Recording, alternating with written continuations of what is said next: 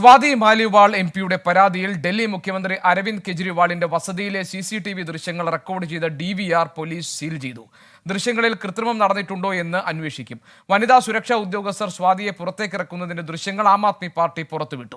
R Achuthan ഡൽഹിയിൽ നിന്ന് വിവരങ്ങൾ നൽകാനുണ്ട്. അച്യുതൻ, ഈ ആരോപണത്തിലും ഈ പരാതിയിലും എന്തൊക്കെ നടപടികളാണ് ഇപ്പോൾ നടന്നുകൊണ്ടിരിക്കുന്നത്?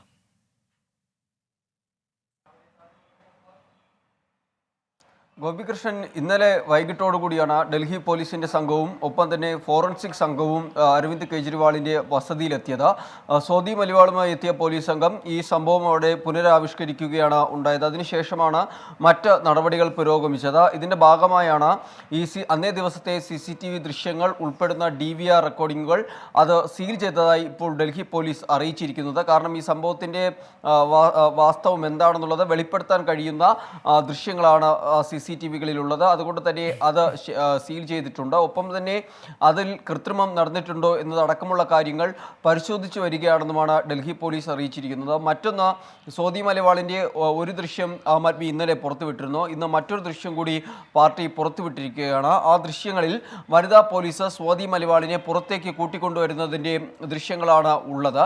ഒപ്പം തന്നെ PCR-ൽ വിളിച്ചതിന് ശേഷം ഡൽഹി പോലീസ് സംഘം പുറത്ത് എത്തിയതിൻ്റെ ആ ഒരു ദൃശ്യങ്ങളും ഇപ്പോൾ ആം ആദ്മി പുറത്തുവിട്ടിരിക്കുന്ന വിഷ്വലിൽ കാണാൻ കഴിയുന്നുണ്ട്. അങ്ങനെ ആം ആദ്മി ഇതിനെ കൃത്യമായി പ്രതിരോധിക്കാൻ കൂടി തയ്യാറെടുക്കുകയാണ്. കാരണം ഇന്നലെ പാർട്ടി പറഞ്ഞത് BJPയുടെ ഗൂഢാലോചനയുടെ ഭാഗമാണ് ഈ ഒരു സ്വാതി മലിവാളിൻ്റെ ആരോപണം എന്നുള്ളത്. കാരണം ഒരു അപ്പോയിൻമെൻറ്റും ഇല്ലാതെയാണ് മുഖ്യമന്ത്രിയുടെ വസതിയിലെത്തി അദ്ദേഹത്തെ കാണാനുള്ള ശ്രമം നടത്തിയത്. അദ്ദേഹം തിരക്കിലാണെന്ന് PA അറിയിച്ചിട്ട് കൂടിയും കാണണമെന്ന് നിർബന്ധം പിടിക്കുകയായിരുന്നു.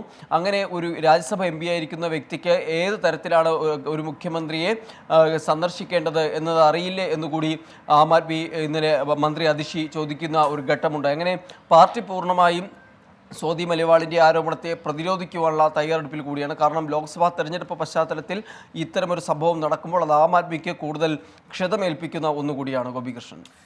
ശരി, ആർ അച്യുതനാണ് വിവരങ്ങൾ നൽകിയത് ഡൽഹിയിൽ നിന്ന്.